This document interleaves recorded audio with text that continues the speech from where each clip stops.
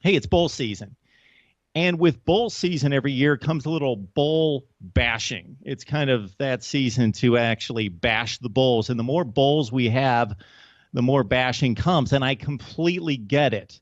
We have 41 bowl games. So do the math, NCAA, because they ran into this issue last season. So the criteria for earning your way to a bowl trip was at least have a 6-5 record back when there was an 11-game season. And then they added a 12th game, depending on the team in the conference, 10 or 12, 15 years ago, added a 12th game and just reach 500 and you can get to a bowl game. Be 6-6, reach a bowl game. Well, the brilliance of the NCAA in doing the math, in which they failed to do, 128 FBS teams, 41 bowl games, that's 82 spots.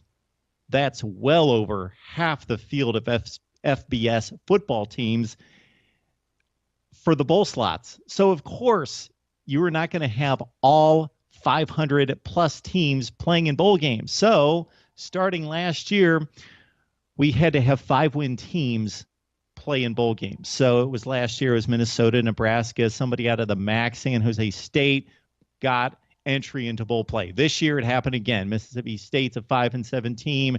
Hawaii's at 6-7. So I understand the bashing. You don't even have to be a good team. You can be a mediocre team, a marginal team. I would even argue in some cases a pretty bad team.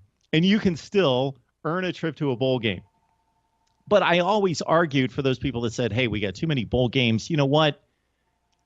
Don't watch what you don't want to watch. If you don't like the bowl game, if you think it's ridiculous, don't watch. The other knock against the many bowl games is we see half empty. To be kind, why don't we just say it? 90% of the stadium empty on many occasions. Well, people need to understand, okay, I work in the television industry for a major network. That's not where they make the money. Yes, we saw it last night at the Boca Raton Bowl with Memphis taking on Western Kentucky.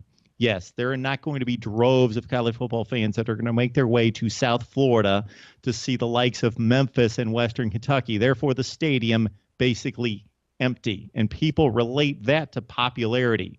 That's not the barometer. You see it during the NCAA basketball tournament, and we all love March Madness. What are the arenas on that opening weekend? Half of them are half or 3/4 empty. That doesn't relate to the popularity. That gives absolutely no indication to the popularity because, like I say, I work at a TV network, and I see the ratings all the time. You can take the ratings even for those bowl games, the bowl games that we've seen over the last week, the likes of the Gildan, New Mexico Bowl and the Las Vegas Bowl and the RNL Carriers New Orleans Bowl, and the TV ratings for those games outweigh almost every college basketball game that you're going to see the entire regular season. Maybe aside from a North Carolina Duke offhand, some other big matchup, 3 or 4, 5 games during the college basketball regular season. Other than that, these bowl games wipe them away. So it's all about sponsorships, ratings on television, and money. Forget how many people are in the seats. Forget how many bowl games and how many 5-7 teams now. There's a handful. Basically 6-6 teams make their way into these bowl games. People still love watching football around the holidays and still watch these bowl games.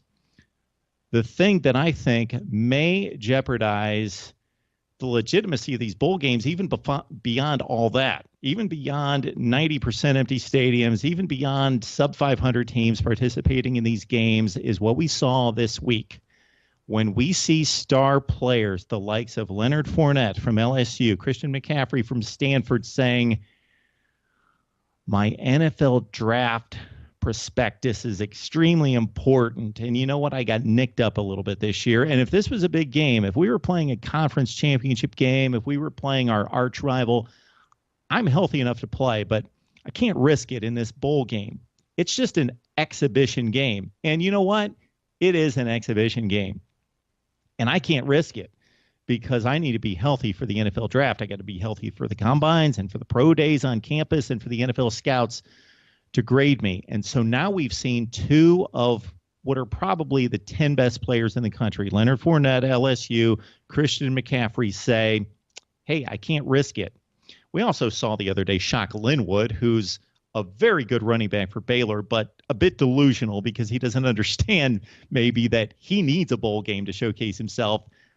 Basically, he's rated as an undrafted free agent, or at the very best going to be drafted at the very end of the draft. And this only shows scouts, hey, he's not just a marginal talent when projecting toward the pros, but he's also a guy that's not going to be there for his team, and he's opting to sit out.